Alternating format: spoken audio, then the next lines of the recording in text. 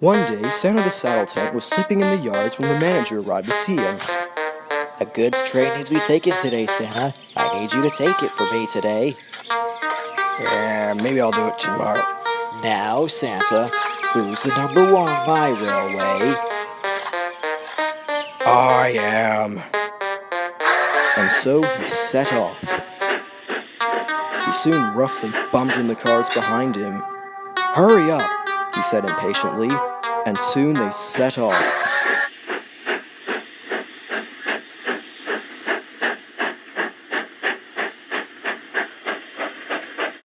Steady, boy, said his driver. This is not a race, but Santa was impatient to get the work done. He began to go faster down the rails. His driver tried to lower his speed, but he kept going on. Then there was trouble.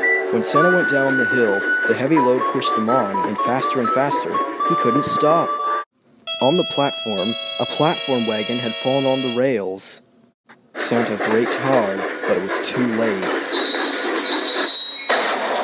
Luckily, no one was hurt, but Santa had derailed at the station platform. Soon he was rescued, and there, standing in front of him, was the manager.